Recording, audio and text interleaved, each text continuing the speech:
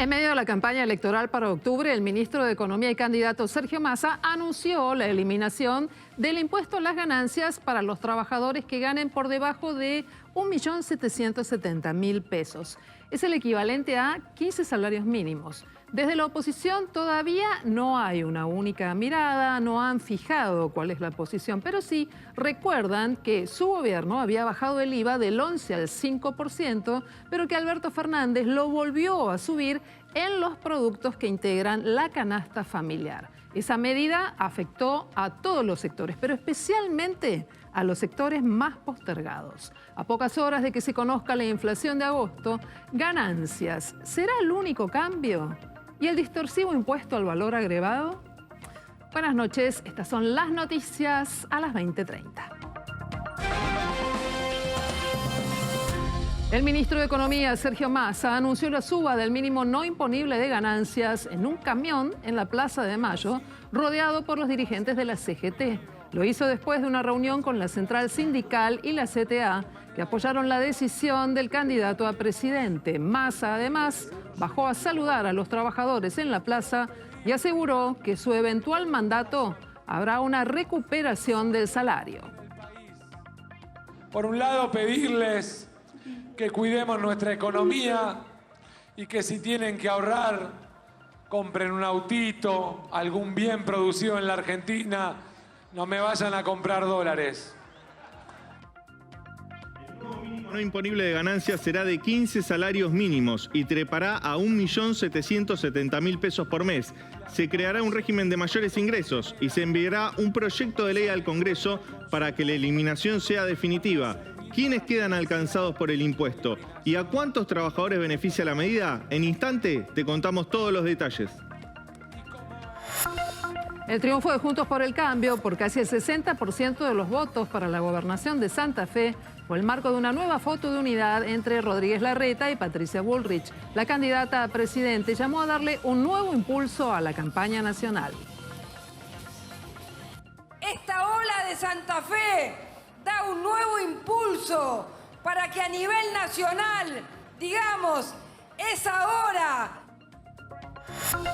Esta semana sigue el debate en el Senado para lograr un dictamen para modificar la ley de alquileres. El oficialismo busca un acuerdo con la UCR para desactivar los cambios que impuso el PRO en la Cámara de Diputados, mientras que el aumento interanual de los alquileres ya llegó a más del 112%. Hoy lo conversamos en vivo con el ministro de Desarrollo Humano y Hábitat de la ciudad, Gabriel Raida. Se quedó con los primeros 3 puntos de la ventana de eliminatorias y el seleccionado argentino ahora viajó a Bolivia para poder disputar el segundo partido. Fue recibido por una multitud increíble, casi como si fuera local, y ahora con algunas dudas en la formación, inclusive la posible presencia o no de Lionel Andrés Messi, encarará el segundo encuentro de la primera ventana camino al Mundial 2026.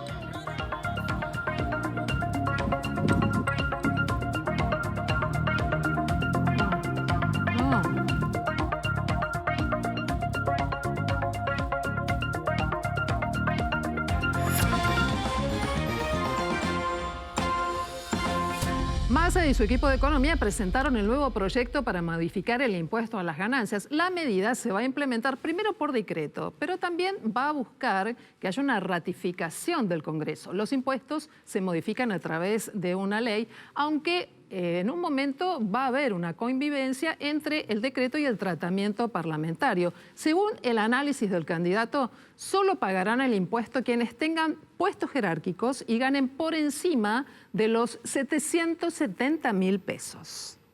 Y como hace 10 años que vengo planteando y buscando formas para eliminar el impuesto a las ganancias, para que menos trabajadores paguen impuesto a las ganancias, es que hemos tomado además la decisión por decreto de impulsar desde el 1 de octubre un mínimo no imponible de 1.770.000 pesos. En la Argentina solo van a quedar 80.000 gerentes directores de empresa, jubilados de privilegio o beneficiarios por ser directores de compañías de altos ingresos pagando el impuesto a las ganancias. Los trabajadores, sus salarios, sus horas extra, sus viáticos, no pagan más impuesto a las ganancias, compañeros y compañeras.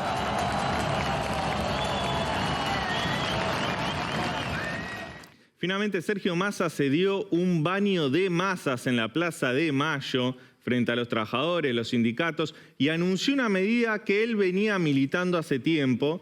Lo digo objetivamente porque él hace tiempo, desde que está tal vez en la Cámara de Diputados, como presidente de la Cámara de Diputados, que abogaba por un alivio en el impuesto a las ganancias, uno de los impuestos, hay que decir, los más progresivos que tiene el esquema tributario argentino.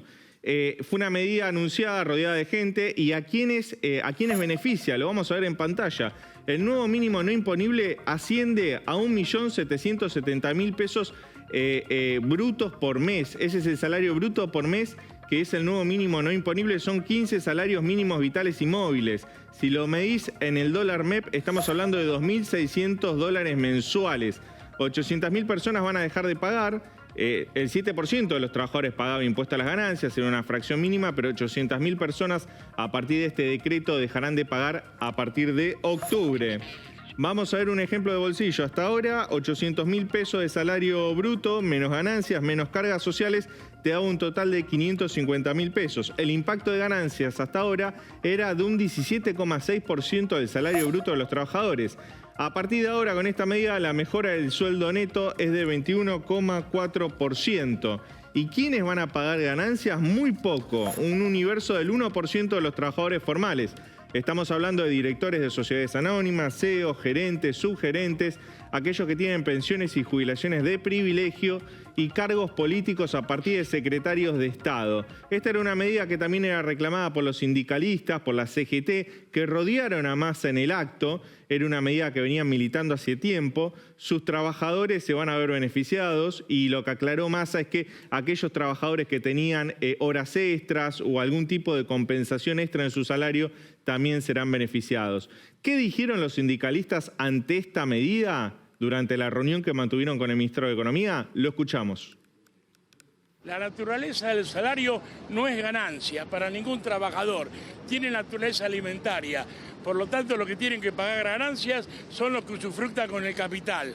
Por eso nos parece una medida que esperamos hace mucho tiempo y es un paso trascendental para todo el pueblo trabajador. Saber que con esta medida casi el 90%, un poco más seguramente, de los trabajadores va a dejar de pagarlo, me parece justo, y vengo a acompañarlo y firmemente militando con más de 4.000 bancarios que están acá en la calle. La oposición, por ejemplo, de quitar todas las retenciones, los derechos de exportación, es 3 veces más de lo que sale dejar de pagar ganancias a los trabajadores, así que esperemos que acompañen, pero esta lucha se gana con los trabajadores en la calle. El anuncio en sí mismo es importante, el salario no es ganancia y por lo tanto es injusto que a todos los trabajadores y trabajadoras se los obligue a pagar un impuesto por ganancia cuando lo que perciben es un salario. Y obviamente también hubo una decisión política en medio de la campaña de avanzar con esta iniciativa sobre la que, cierto, viene trabajando Sergio Massa desde hace mucho tiempo. La oposición todavía no ha fijado una única lectura. Hace minutos el economista Hernán Lacunza sostuvo que esta no es una buena alternativa porque considera que es un impuesto distorsivo, que los sectores con menos posibilidades, con menos ingresos, lo van a pagar más temprano que tarde con la inflación. Pero la plaza tuvo color, tuvo calor, tuvo mucho movimiento y estuvo y está todavía trabajando allí nuestro compañero Cristian Doldán en el móvil. ¿Cómo estás, Cristian? Silvina, sí, seguimos trabajando acá en las puertas del Ministerio de Economía después de lo que fue este acto que, bien decís, tuvo mucho color, mucho calor y muchísima gente acompañando esta medida que Sergio Massa y también los sindicalistas que lo acompañaron consideraron histórica. Incluso muchos decían, bueno, es una medida que lo podemos catalogar como histórica, que como bien decía Leandro recién, comentaba que es una medida que Sergio Massa estaba impulsando, o por lo menos que estaba trabajando hace tiempo, ¿sí? Esto es lo que destacó Héctor Daer, dirigente de la CGT, que destacó justamente esto, ¿no? Que no es una medida electoralista ni tampoco pensando en lo que puede ser la campaña de cara a octubre, ¿no? Es por lo menos lo que consideró así Héctor Daer. También señaló que es una medida soberana teniendo en cuenta que iría en contra de lo que impulsa el fondo, lo que está pidiendo el fondo respecto del déficit del achicar, el déficit en este plan que lleva adelante el Ministerio de Economía en relación con sus negociaciones con el Fondo Monetario Internacional. Héctor Daer fue uno de los dirigentes sindicales que estuvo presente, que acompañó a Sergio Massa y que, como decía recién, destacó este rol importante y esta medida que beneficia a muchos trabajadores. Escuchamos lo que decía Héctor Daer respecto de la medida anunciada por Sergio Massa acá en el Ministerio de Economía. Esto es una medida que es parte de los sueños políticos de Sergio a lo largo de toda su carrera política y que hoy esté definiendo un proyecto de ley para el ejercicio 2024 y que va a perdurar para siempre, de sacar a los trabajadores y trabajadoras del impuesto a las ganancias, es más que importante. La oposición no tiene margen de no votar esto, bajo ningún punto de vista. Digamos, si están hablando de que hay que sacar la carga impositiva a todo el mundo, ¿cómo puede ser que estén pensando en no sacarle la carga impositiva a los trabajadores? Así que en esto, compañeras y compañeros, está claro, vamos a ir al Congreso, vamos a ir a la comisión y si hace falta nos movilizaremos también al Congreso para apoyar la decisión de los diputados y de los senadores. Exactamente, como decíamos, la cuestión impositiva, las modificaciones de fondo, cuando se cambia la filosofía y se genera una alternativa distinta sobre un impuesto, sí o sí debe hacerse por ley, sí o sí debe pasar por el Congreso de la Nación. Esta noche di una vueltita por el Congreso para ver cómo estaban las conversaciones, básicamente porque la oposición, como recién te anticipaba, no tiene una única mirada. Te conté como el exministro de Economía, Hernán Lacunza, dice esto así no. Lacunza es un referente del PRO.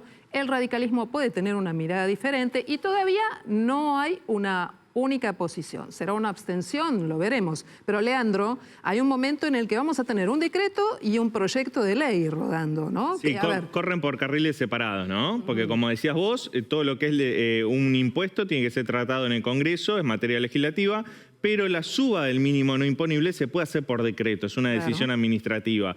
Lo que es polémico en este caso es que sea el timing, ¿no? Se hace a partir de octubre, que es el mes de las elecciones, y que compromete también recursos del próximo gobierno que asume en diciembre. Claro. Y tan electoralista fue el decreto que cerró de una forma particular. El decreto cierra, no vamos a esperar hasta el año que viene. Subimos el piso por decreto, en un mensaje a la sociedad, a la oposición y también de cara a los votantes, ¿no? Que en octubre van a elegir con su voto quién es el próximo presidente, buscando tal vez conquistar a algún trabajador con esta medida que, como te decía, no deja de ser electoralista porque se implementa justo cuando se define quién es el próximo presidente de la nación. Bien, esta medida tiene respaldo dentro de Unión por la Patria. ¿Todos los sectores que integran Unión por la Patria están de acuerdo con avanzar con esta iniciativa? Sí, están de acuerdo, a punto tal que el kirchnerismo hoy estuvo presente de una manera muy concreta, muy directa, a través de la presencia del diputado Máximo Kirchner. Cristian Doldán, allí en Plaza de Mayo, ¿vos pudiste dialogar con él? ¿Cómo fue esa participación? ¿Qué te han dicho? Bien decía Silvina Cecilia Moró, Guado de Pedro, Máximo Kirchner, los principales referentes del kirchnerismo que estuvieron presentes, haciéndose partida también y tomando de alguna manera, sacando rédito político de este anuncio que realizó Sergio Massa hoy por la tarde. A Máximo Kirchner se lo vio muy cerca de Sergio Massa en el escenario, en este camión montado acá a un costado de la Plaza de Mayo, muy cerca, muy visible y acompañándolo todo el tiempo a Massa en el anuncio. También obviamente se llevó muchas de las miradas de los trabajadores que estaban vitoreando de alguna manera esta medida. Al bajar del escenario después del anuncio, Máximo Kirchner esto decía. es la gran deuda y fue el compromiso del frente de todos. ¿Cómo sigue la campaña, Maxi? Creo que eso lo define obviamente el candidato a presidente y todos nosotros obviamente dando lo que podamos. Obviamente se va a trabajar y hay que escuchar más opiniones todavía y por ahí todavía quizás se puede enriquecer más en el Congreso. Así que siempre las hay, siempre las hay.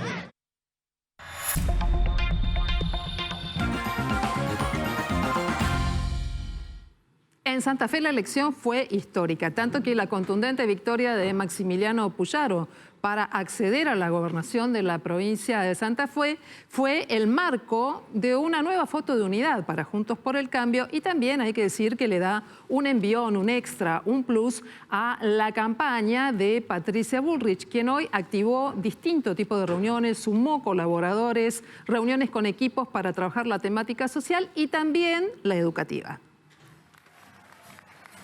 La candidata viajó a la provincia de Santa Fe, allí acompañado por su candidato a vicepresidente, el radical Luis Petri, y también acompañada por algunos armadores de campaña. Compartió los festejos con Horacio Rodríguez Larreta, con quien mantiene contactos permanentes desde las PASO, y también con el líder de Evolución Radical. Estamos hablando del senador Martín Lustó. Es que Puyaro es un hombre del radicalismo y es un hombre de Evolución Radical. Desde el entorno del gobernador electo, prometieron un total compromiso con la campaña nacional rumbo a las presidenciales de octubre. Puyaro se convirtió en el dirigente más votado en los últimos 40 años en la provincia. Incluso fíjate que superó a la elección que había sido muy buena, que fue la de Carlos Alberto Reutemann, y logró además que el radicalismo vuelva a gobernar la provincia después de 60 años.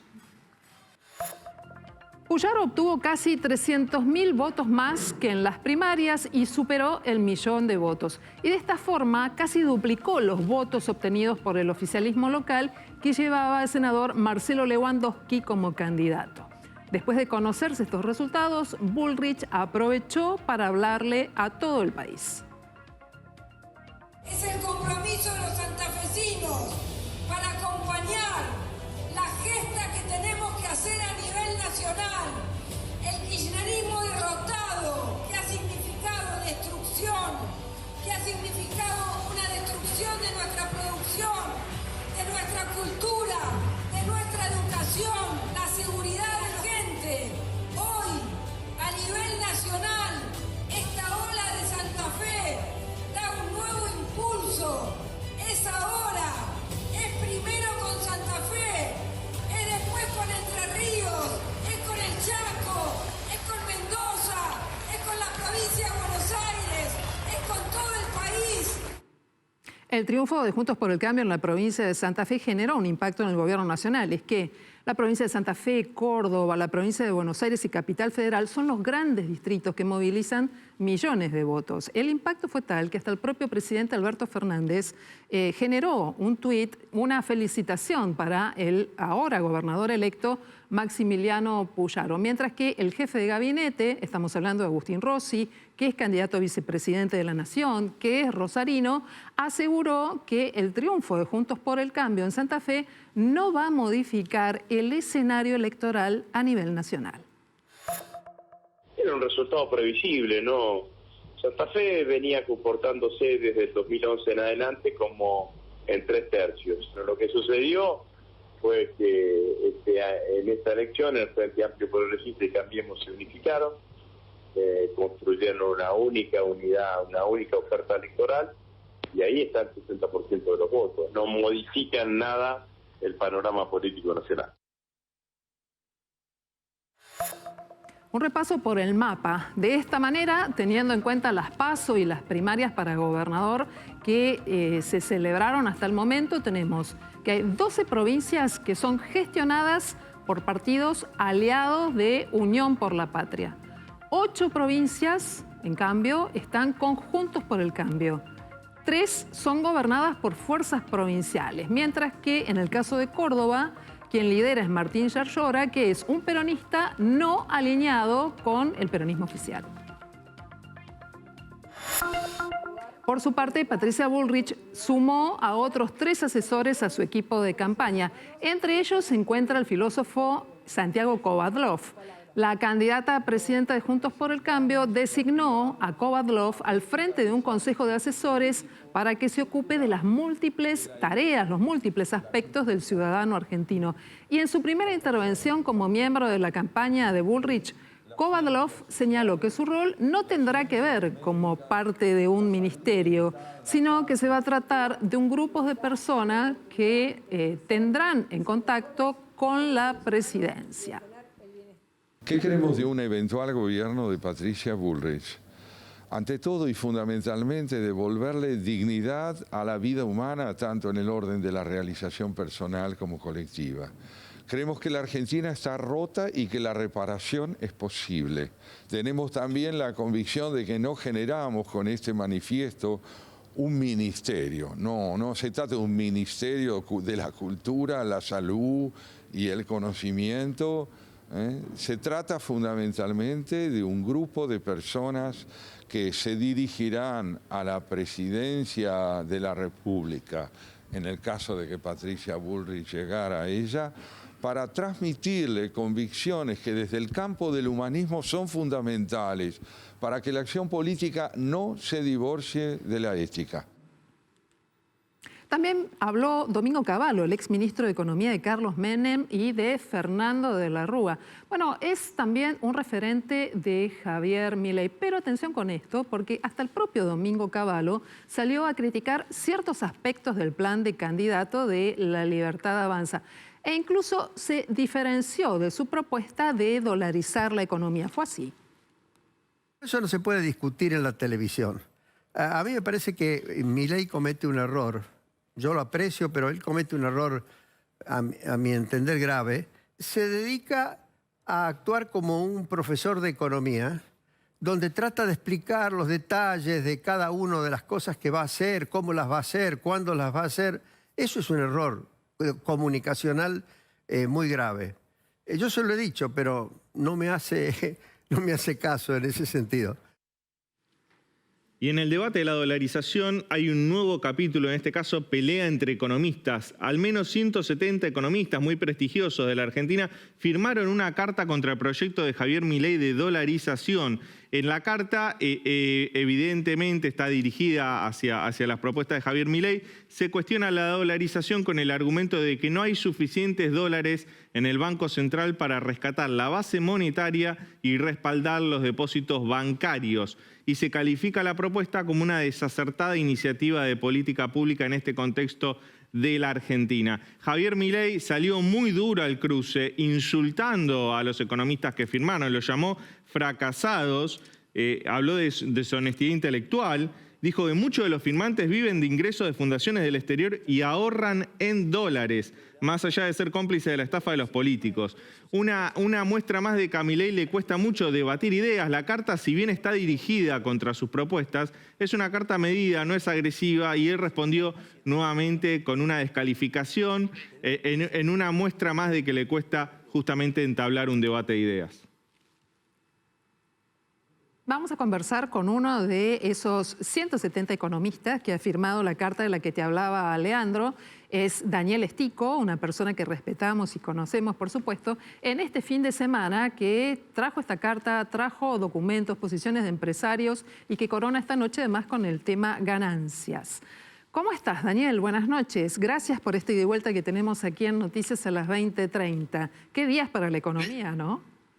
Sí, gracias Silvina por invitarme a tu programa. Sí, realmente es todo muy complejo, todo muy agitado, muy movido, con medidas antojadizas, discrecionales, lo que ha hecho el ministro de Economía, que es una propuesta, hay que ver si pasa por el Congreso, porque realmente preocuparse por 1 millón de trabajadores que pagan ganancias y seguir olvidándose, por ejemplo, dentro de los trabajadores a los autónomos, porque el proyecto de Massa de subir los mínimos no imponible para que prácticamente dejen de pagar de los 990.000 asalariados que pagan ganancias, que paguen solamente 90.000, que están catalogados como socios gerentes de las empresas, directores o cargos ejecutivos de muy alta remuneración. En general, lo que se está mostrando es que le preocupa a los que ganan hasta 1,5 millones, 1.750.000 pesos, pero no le preocupa al jubilado que el 70% apenas llega a la mínima con bonos, con lo cual es muy discrecional todo lo que está pasando. Así que en las redacciones tenemos mucho trabajo, por suerte. Sí, en las redacciones, en la calle, estamos todos los periodistas allí muy activos. ¿Sabes qué? Hace un ratito escuchábamos a Hernán Lacunza, ex ministro de Economía, un hombre del PRO, cuestionar la iniciativa de la modificación del impuesto a las ganancias. Dice él que ganancias es un impuesto progresivo y que, por lo tanto, lo que habría que modificar son otras alternativas, ¿no? Y hay otros sectores políticos que sostienen que en realidad lo que hay que cambiar es el IVA, que es un impuesto distorsivo, especialmente en los alimentos. ¿Estás de acuerdo con esto y en todo caso por qué?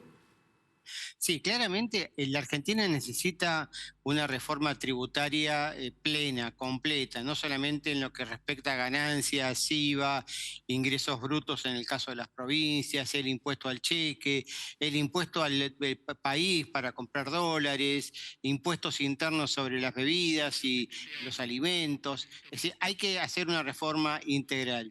Dicho esto, yo discrepo con Hernán Lacunza en cuanto a que el impuesto a las ganancias en su filosofía es un impuesto progresivo, pero en la práctica es muy regresivo. Fíjate que un trabajador de máxima categoría paga 35% de impuesto a las ganancias, claro, que es lo mismo que paga una multinacional, una YPF, etcétera, con lo cual las escalas son muy chiquitas para llegar al 35% y le ubica a un trabajador con un ingreso de 1 millón de pesos, por ejemplo, que hoy apenas no llega a ser, ¿cuánto? $10.000, perdón, en $1.300. Claro. Es una cosa muy al tipo de cambio libre, por supuesto, ¿no?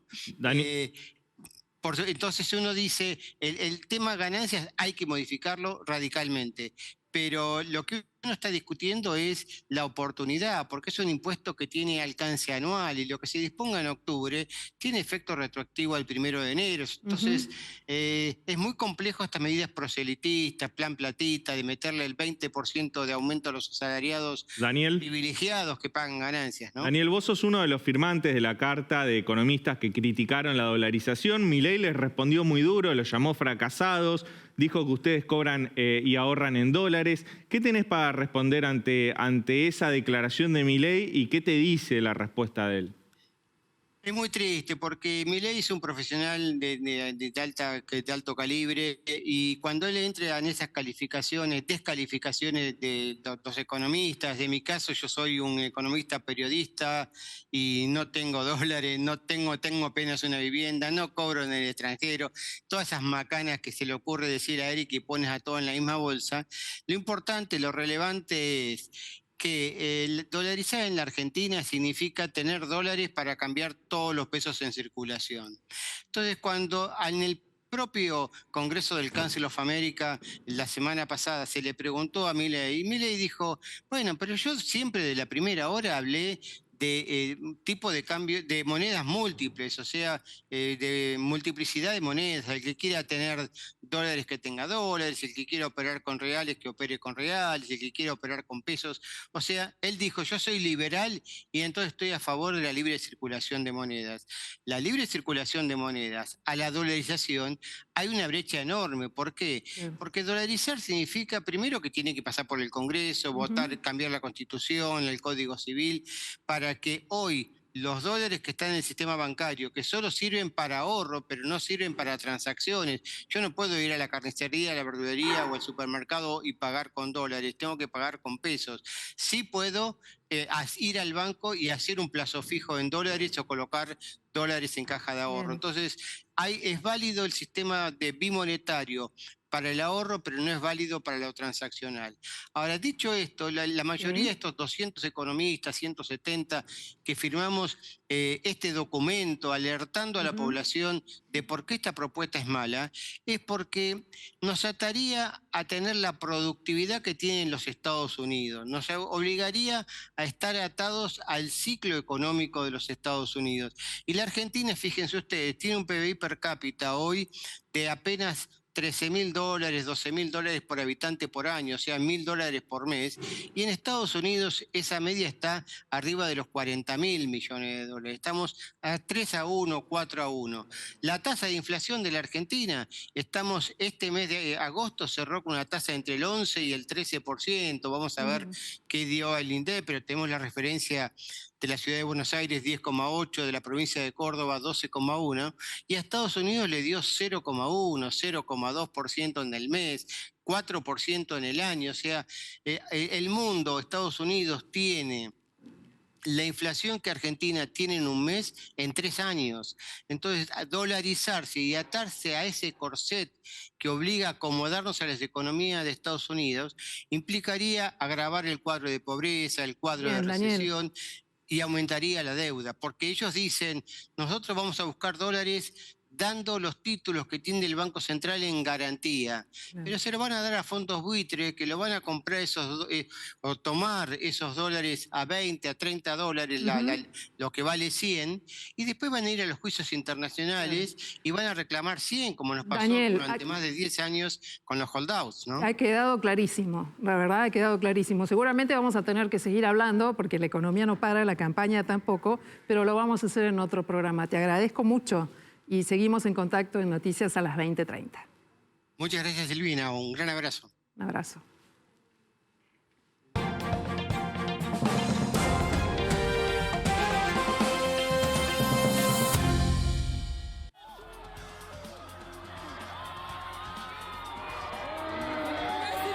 Y así fue como llegó la selección argentina a Bolivia, con esta impresionante recibida por parte del público que se encargó casi como si fueran locales de abrazarlos,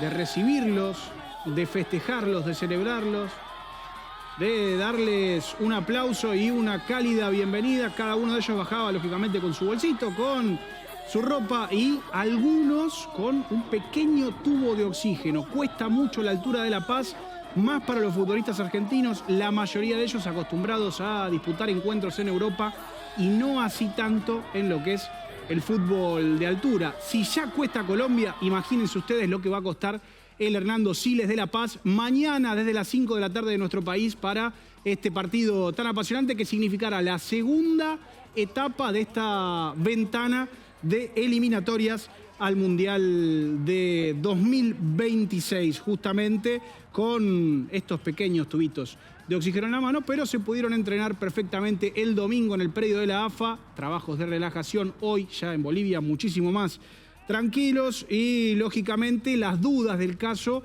para Lionel Scaloni por el ajetreado calendario que trae cada uno de los futbolistas, porque de cara al próximo partido hay 2 nombres que suenan con algo de ruido. El primero es el del Cuti Romero. El segundo, más sorprendente aún, aunque no tanto porque lo vimos pedir el cambio durante los últimos minutos del encuentro, fue el de Lionel Andrés Messi. Según el propio entrenador, tal y como dijo el mismísimo Scaloni el domingo en conferencia de prensa, ambos están a disposición y en condiciones de jugar. Sí, están en condiciones los dos para afrontar el partido. Ya veremos la decisión, si es de inicio o después, o incluso no jugar, pero en principio están bien. Solo se han entrenado diferenciados por las típicas precauciones. Cuando volvamos de la pausa vamos a hablar de alquileres. Este es un anticipo, está previsto que en pocas horas más vuelva a reunirse el plenario de comisiones de legislación general, de presupuesto y hacienda. Va a ser el próximo miércoles a las 15. Vamos a trabajar sobre este tema como siempre aquí en Noticias a las 20:30.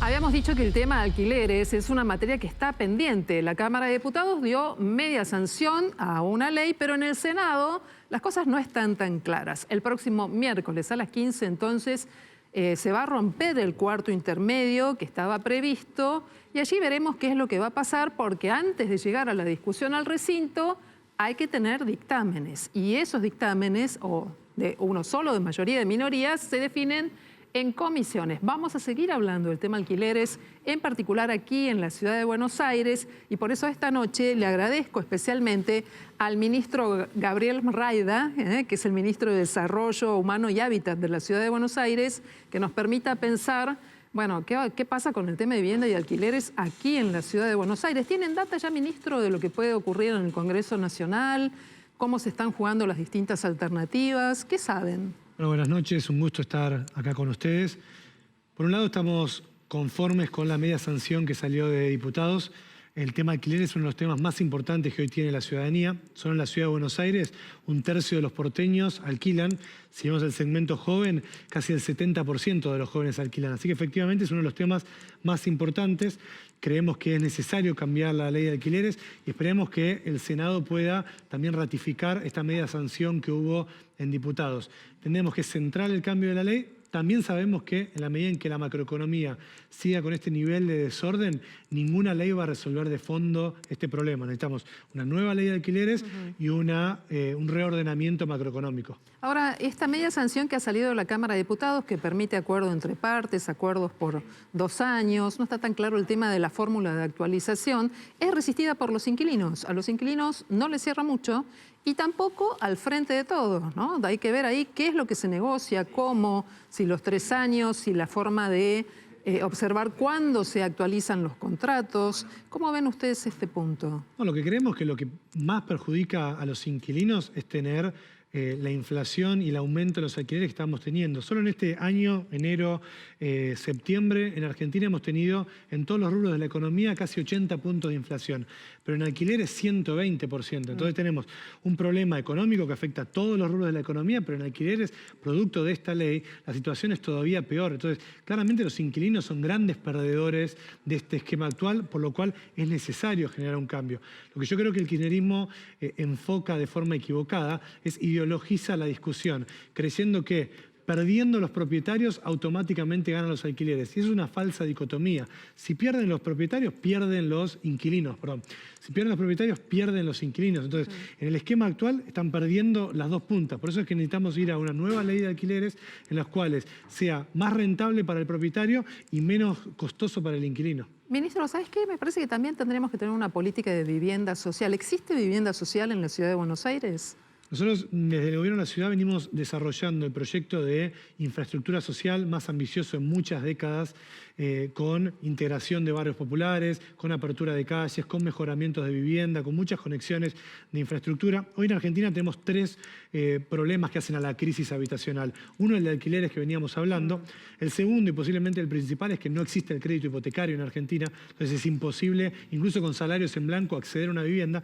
Y el tercero es la cuestión del hábitat. Hay casi 2 millones de familias en Argentina que viven en condiciones de hacinamiento. Entonces, a la hora de pensar la cuestión habitacional, y esperemos que haya un cambio de gobierno que pueda impulsar esto, nosotros creemos que Patricia Bullrich es la mejor, la más capacitada para liderar este cambio, tenemos que ver una nueva ley de alquileres, recuperar el ordenamiento económico que nos permita volver al crédito y un plan de infraestructura que permita que los más pobres puedan acceder al hábitat. Más allá de lo que hoy ocurre en barrios populares, vos recién hablabas de que los jóvenes no pueden acceder a la vivienda, o hablabas de un porcentaje muy alto de los jóvenes que tienen que alquilar.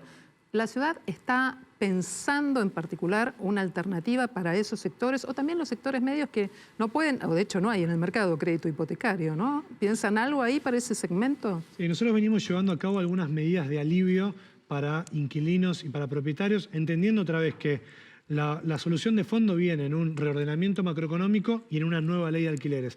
Sin embargo, venimos impulsando, por ejemplo, hay una de las medidas que nos está llevando buenos resultados, es la de poder readecuar oficinas que quedaron ociosas en microcentro, producto del teletrabajo y la nueva modalidad laboral, para que puedan ser, con un crédito del Banco Ciudad, readecuadas para ser puestas en alquileres. También hay algunas medidas de bonificación de los seguros de caución para que el inquilino, la barrera de acceso no sea tan costosa al alquiler. Todas estas medidas se pueden ver en vivienda.buenosaires.gov.ar. Hay más de 5.000 familias inscriptas que pueden acceder a estas medidas de alivio tanto para inquilinos como para propietarios. Ahora, Gabriel, en Europa el 11% de las viviendas que están en alquiler forman parte de viviendas públicas y sociales y funciona bastante bien eso. ¿Por qué la ciudad no construye viviendas públicas y sociales como una forma de intervenir? Porque la ley de alquileres regula el privado, ¿no? Y el privado dice, bueno, ¿y el Estado qué hace? ¿Por qué el Estado no hace algo para que no me regulen a mí? Bueno, seguramente es un camino que se puede explorar. Lo que seguro está agotado en Argentina es construir viviendas. Los organismos, el Ministerio de Hábitat Nacional que te anuncian que las 100.000 viviendas, cuando el déficit habitacional en la Argentina llega casi a 3,5 millones de personas. Es necesario que el mercado se reactive, es necesario que el crédito hipotecario vuelva a la Argentina y que, pudiendo acceder al mercado de viviendas, bueno, mejore toda la situación habitacional en Argentina. Seguro, una vez resuelto eso y ordenada la macroeconomía, hay otras iniciativas que se pueden explorar. Ahora, en la medida en que nosotros tengamos casi 13% de inflación mensual, cualquier otra iniciativa es muy difícil de abarcar. ¿Y por qué crees que el Congreso se tomó tanto para cambiar la ley? Porque fue una promesa de campaña de la oposición de Juntos por el Cambio en 2021. Estamos en 2023, otra campaña, falta poco para que termine la campaña y sigue el tema en el Congreso. Bueno, desde Juntos por el Cambio, en cada sesión se ha pedido el tratamiento de esta ley. En absolutamente todas las sesiones que hubo en diputados, Juntos por el Cambio viene empujando esta agenda. De hecho, se terminó consiguiendo la media sanción gracias a que los diputados de Juntos por el Cambio lo lograron sancionar.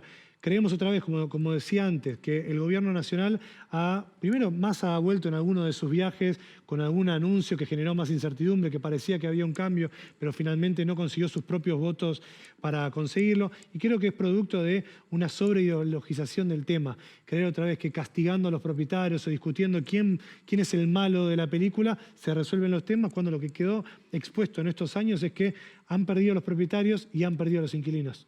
Ministro, vos mencionabas la zona del microcentro, que es una zona muy linda, que tiene una pluralidad arquitectónica que es poco frecuente de ver en una gran ciudad. Y es cierto que la City a veces parece una ciudad de fantasmas, ¿no? Es muy bella, pero después de las 4 o 5 de la tarde el panorama cambia. Ese proyecto para desarrollar vivienda en este punto, ¿es nada más que para alquilar?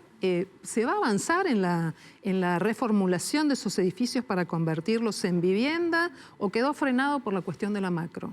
No, se está avanzando con foco en los alquileres porque es lo más urgente. Nosotros entendemos que es uno de los temas centrales hoy en la Argentina y entendiendo también que en la medida en que esta macroeconomía no ofrezca otras soluciones... No, pero a ver, te lo pregunto desde este lado, es un lado muy práctico. No tengo dónde vivir, quiero alquilar algo y ¿por qué no vivir en el microcentro? Que tiene muchas alternativas. ¿Qué hago? ¿A dónde voy? Por supuesto, se puede entrar en vivienda.buenosaires.com. Pero contanos cómo es. Bueno, lo que estamos haciendo es, aquellos que tienen oficinas, porque el gran problema del microcentro es, vos tenés como dos dimensiones. Uno, algunas propiedades que están en muy mal estado y que requieren refacciones.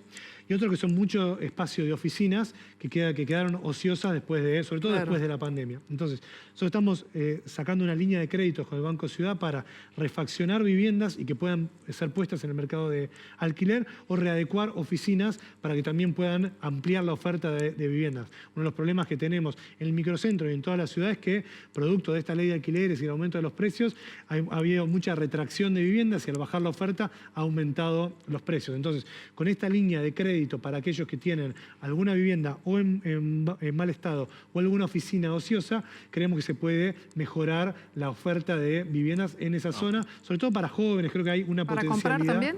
Por ahora es para alquilar. Okay. Pero porque somos realistas y no hay un mercado de crédito. Esperamos que a partir del 10 de diciembre, con un cambio en el gobierno nacional, pueda reactivarse el crédito y después seguramente se pueda explorar otras medidas. Vos tenés además la responsabilidad de conducir el área de desarrollo humano, ¿no? Es una situación que a todos nos preocupa mucho. La forma en la que crece la indigencia y la pobreza nos preocupa, la falta de viviendas para poder habitar o lo complejo que es todo esto.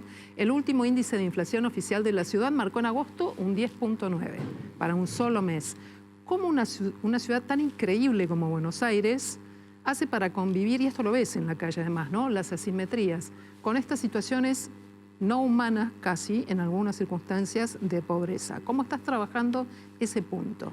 Bueno, efectivamente a nosotros nos preocupa y nos ocupa muchísimo porque el número de inflación afecta a todos, pero rebota con más crudeza en los más pobres. Cada vez que aumenta la inflación, automáticamente aumenta la pobreza. Por eso que nosotros tenemos una red de atención a la emergencia, que por ejemplo, en el caso de personas que viven en la calle, hay una red que, llamando al 108, llega el VAP, Buenos Aires Presente, y da una respuesta de distintos lugares, centros de inclusión para aquellas personas que viven en situación de calle, que producto de la crisis económica ha aumentado la cantidad de personas en situación de calle. Entonces, nosotros tenemos un despliegue de móviles que también asisten, ofreciendo lugares para pasar la noche, además un tratamiento profesional, clínico, y hasta también ofreciendo oportunidades de desarrollo laboral. Y además tenemos algunos programas también de asistencia alimentaria para los más pobres en la ciudad de Buenos Aires, pero otra vez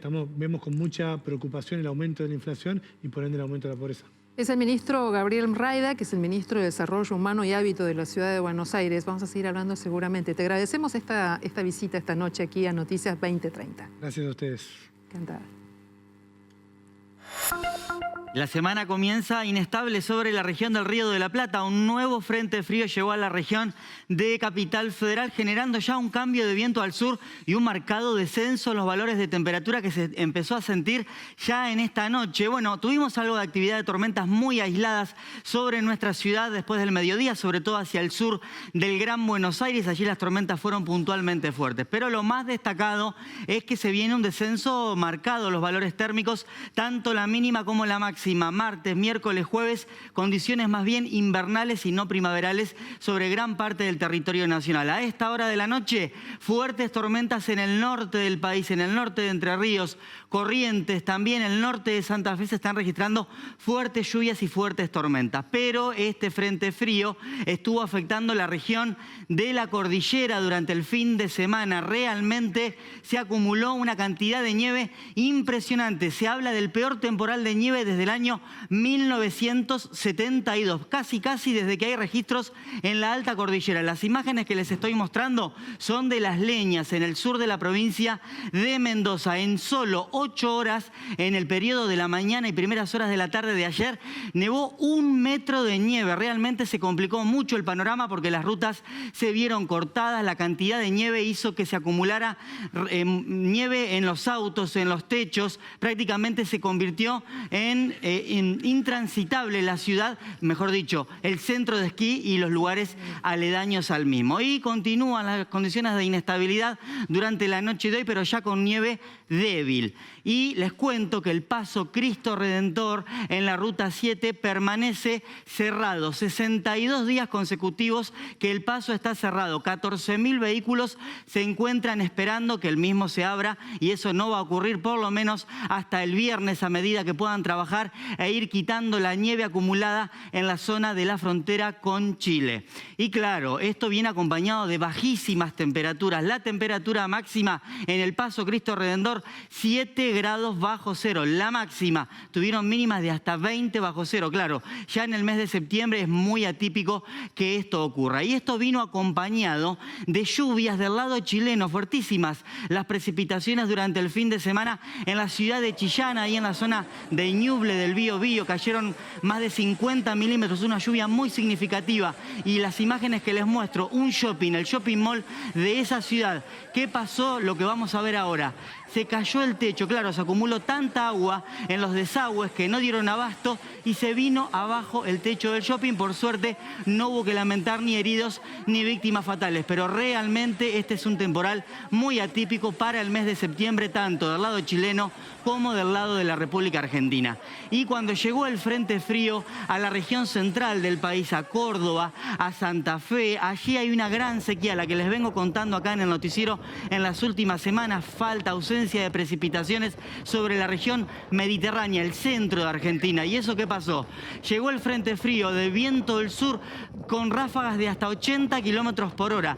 Tal es la sequía que parecía un desierto. Se formó una tempestad de polvo, la visibilidad nula entre las 2 de la tarde y las 5 de la tarde, y un accidente que lamentó casi 30 vehículos, entre 27 y 30 vehículos, un choque en cadena, 2 víctimas fatales, 17 heridos. Esto ocurrió en el departamento de Río Segundo. Por suerte, a esta hora de la noche ya el viento disminuyó la intensidad.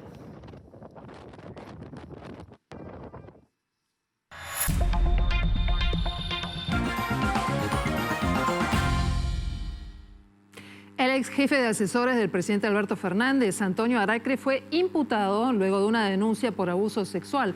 Según el relato del denunciante, un chico de solo 17 años, el hombre lo llevó a uno de sus departamentos en Palermo, donde ocurrió el abuso. La propiedad fue allanada este mismo fin de semana y allí se secuestraron algunos elementos de prueba para la investigación y también se localizaron cámaras de seguridad en la zona. Aracre había renunciado a su cargo en el mes de abril después de que había trascendido que podría reemplazar a Sergio Massa al frente del Ministerio de Economía. Encontraron el cuerpo de un joven flotando en el riachuelo. El fallecido fue identificado como Román Ramírez Zárate, un chico de solo 17 años que estaba desaparecido desde hace 10 días. La familia había denunciado que lo vio por última vez cuando se fue para ir a un boliche en Villa Celina, pero fue encontrado junto a sus pertenencias. Ahora investigan las causas de la muerte.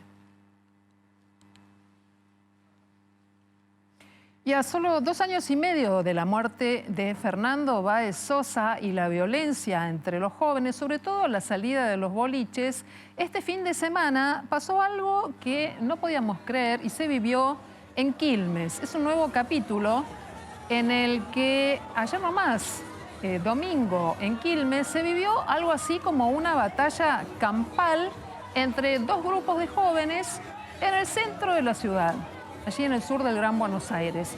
Las imágenes fueron registradas por vecinos que aseguran que estas situaciones no son excepcionales, sino que se repiten. Pero además sostienen que en el momento en el que pasan, no hay policía presente para tratar de intervenir y de manejar y descomprimir la situación.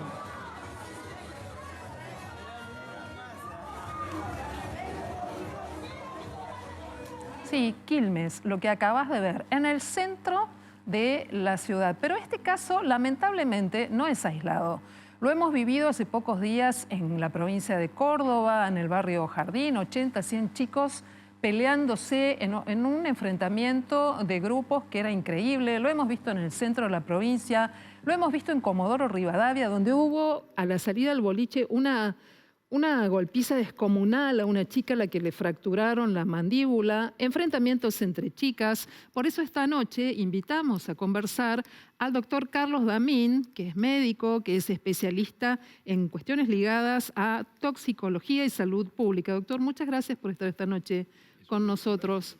¿Por qué casos tan tremendos como fue el caso de Fernando Báez Sosa no sirven para tener un límite?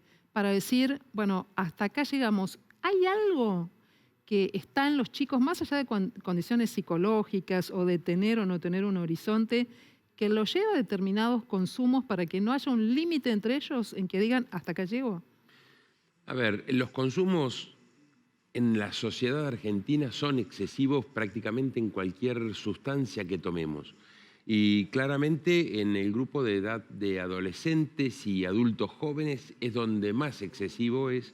Y esto lleva a claramente excesos en la conducta. Muchas veces el alcohol nos lleva a situaciones en las que se hubiera dicho que no, a situaciones que, bueno, frente al alcohol o con el consumo de alcohol se termina diciendo que sí.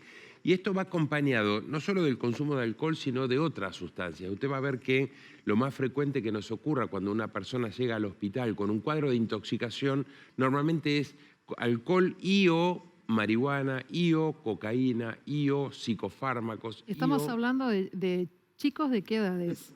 Uno dice chicos por ahí, pero estamos hablando de personas de 16 años en adelante. Y que, es decir, tenemos un inicio del consumo de alcohol en nuestro país ubicado en los 13 años. ¿13 años? 13 años, que es una barbaridad, porque recordemos que el alcohol está prohibido para menores de 18 años en nuestro país. Y sin distinción de género, ¿no? Además, sin distinción de género por debajo de los 22, 23 años. A partir de los 22, 23 años para arriba comienza a ser una prevalencia mayor en varones que en mujeres. Ajá. ¿Y por qué se toma tanto? ¿Porque esto lo tengo que hacer porque lo hacen mis padres? ¿Porque mi mamá y mi papá también toman? ¿Por qué es? Tenemos una conducta social. Somos el tercer país consumidor de alcohol de toda América.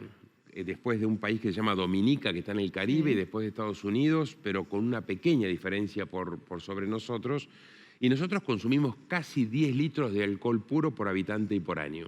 Puntualmente 9,8 litros de alcohol puro y Estados Unidos consume 10,2. Imaginémonos que un litro de cerveza tiene 50 mililitros de alcohol puro. Y los argentinos bebemos casi 10 litros de alcohol puro por habitante y por año.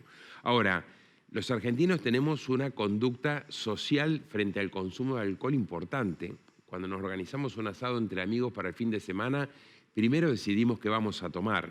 Claro, después yo llevo qué el carne, vinito. Yo llevo el vinito, tomamos. ¿no? Pero entre celebrar una reunión de amigos y tomarte una copa de vino, a tener un consumo de estas características y que pierdas tu límite, ese es el punto que me preocupa mucho.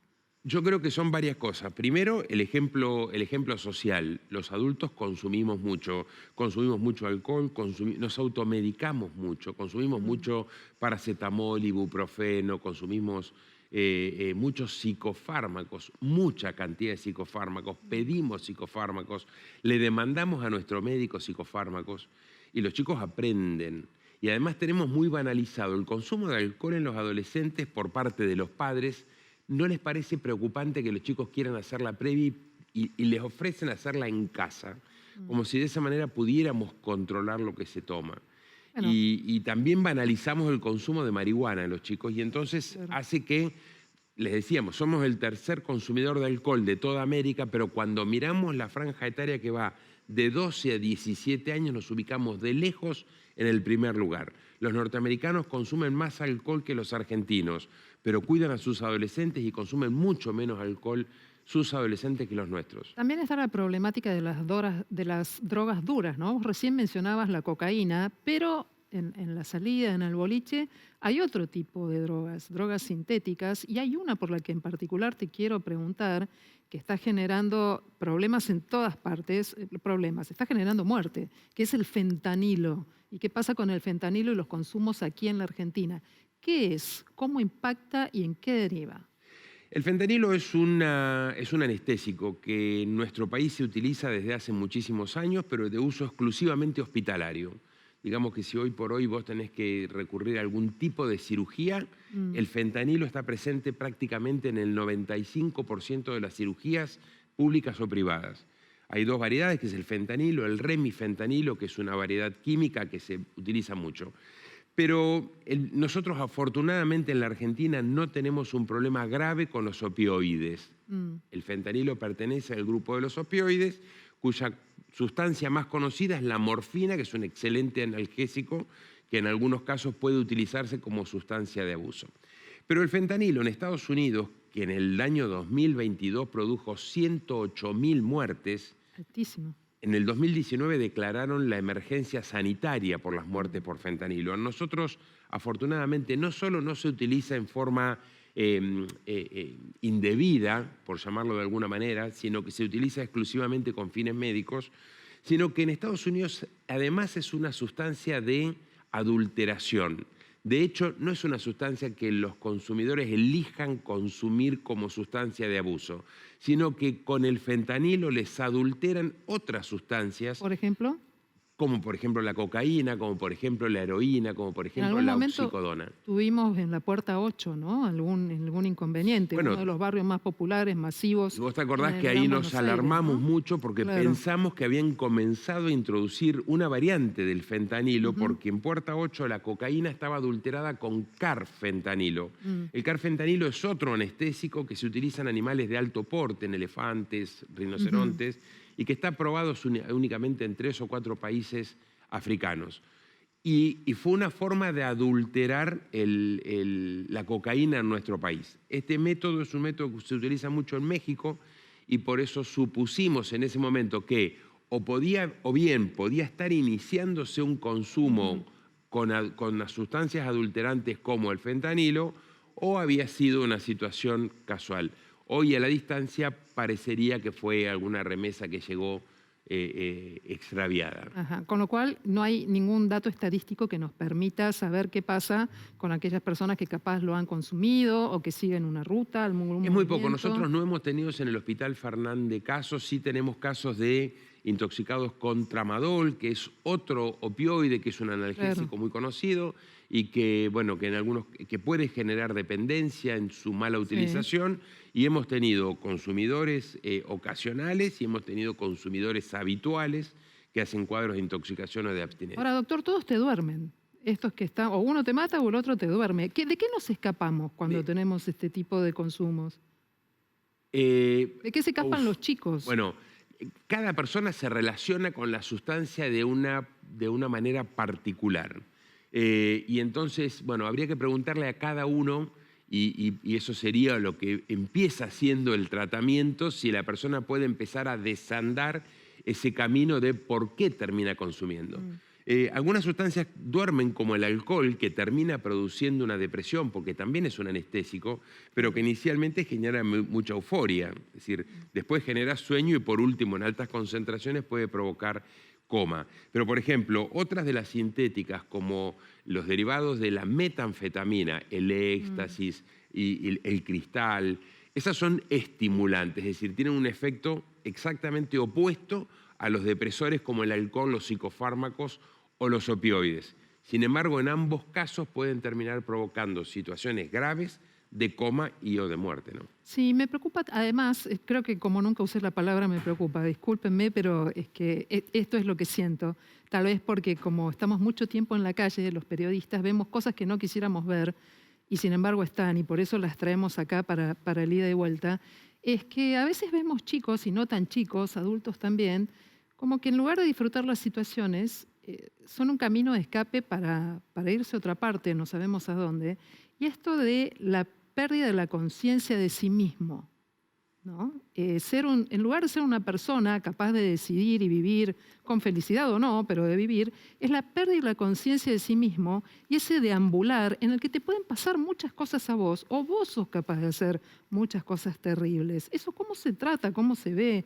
¿Lo ven ustedes en el hospital, en el Fernández? Esta pérdida de, bien decías, ¿no?, de la capacidad de decisión, de la capacidad de la autonomía, de la pérdida de la autonomía. Eso es lo que nosotros vemos cuando llegan las personas al hospital. Que uno dice chicos, pero que en su mayoría son entre adolescentes y adultos jóvenes. También tenemos adultos de hasta 40, 50 años, con menor frecuencia o más alto, más excepcional.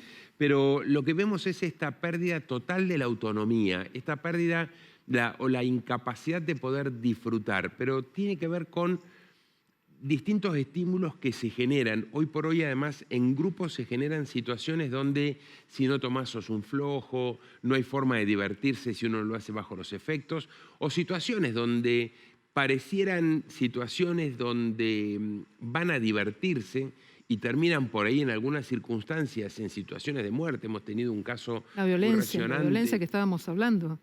La violencia, y por ahí cuando ocurre alguna muerte, uno ve que dan los resultados toxicológicos en la autopsia y nos encontramos con, me remitía a un caso muy conocido de hace poco tiempo, que en el examen toxicológico tenía alcohol, marihuana, cocaína, ketamina y metanfetamina.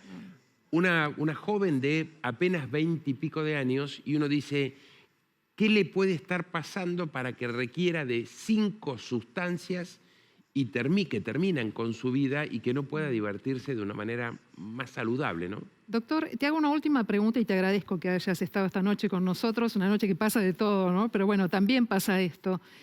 Una mamá, un papá, un amigo que ve que a los chicos le está pasando algo, que no viene bien del boliche, que no se va bien al boliche tampoco, y que quiere acompañar el proceso. ¿Qué hace? ¿A dónde va? ¿Hay algún espacio público o sí hay que llegar a un espacio privado para atenderlo? No. Tenemos muchos espacios públicos y absolutamente recomendables. Mencionanos 2 o 3, por favor. Bueno, el Hospital Fernández, el servicio de toxicología que dirijo desde hace muchos años, es uno, y que tiene una sala de internación y que tiene la guardia 24 horas de urgencia y que hacemos tratamientos ambulatorios en forma interdisciplinaria con toxicólogos, psicólogos, psiquiatras, trabajadores sociales. Por ejemplo, la Cedronar puede ubicar y hace evaluaciones y termina internando si es necesario. Hay otros dispositivos, qué sé yo presido una fundación, Fundartox.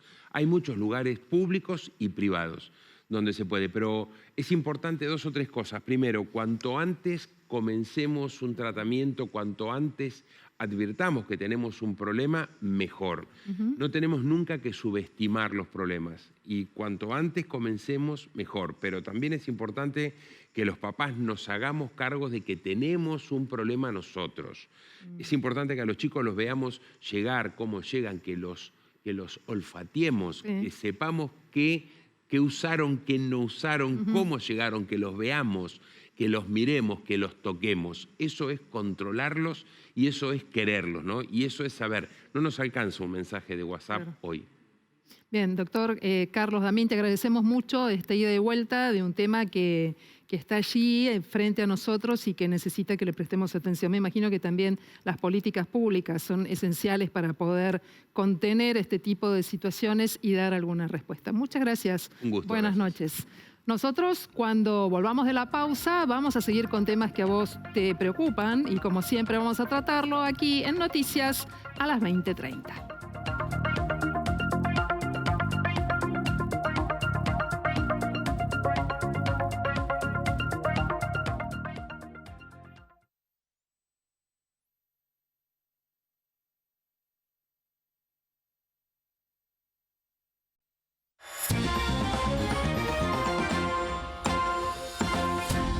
Bueno, Luis Miguel se quedó con ganas de más, sabemos lo que habíamos producido en El Cantante, ¿no? ¿Por qué? Porque dio 10 Movistar Arena y no fue suficiente. Para él dijo, yo voy a volver a Argentina. Agregó shows en todo el mundo, pero dijo, quiero volver a Argentina. Y así lo hizo. Y lo prometido es deuda, pero no solamente los 2 shows que va a dar en el campo argentino de polo, sino también un show privado que va a tener lugar el 5 de marzo en un show exclusivo para 2.200 personas. A ver, las entradas van desde los 770.000 pesos al millón. Y acá atrás mío tienen el flyer que cuenta todo lo que van a tener por ese módico precio, ¿eh? Preventa exclusiva, van a tener parking solamente para una de las personas que compre, un cóctel de recepción, menú de 3 pasos, vino tinto, blanco y espumante, bebida sin alcohol, café y petit food.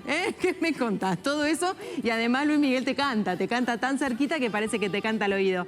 Están en preventa, salieron hoy en preventa exclusiva, primero con la misma modalidad de toda la venta que hacen para las entradas de los estadios, hacen preventa por 48 horas con exclusividad para todos aquellos que tengan determinada tarjeta, 48 horas o hasta agotar stock.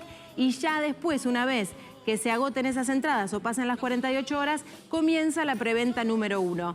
A ver, hay que decirlo, no volaron las entradas como volaron las del Movistar Arena porque están un pelito inaccesibles. Pero bueno, yo creo que apenas se levante la preventa exclusiva, van a salir todas las fanáticas a comprar.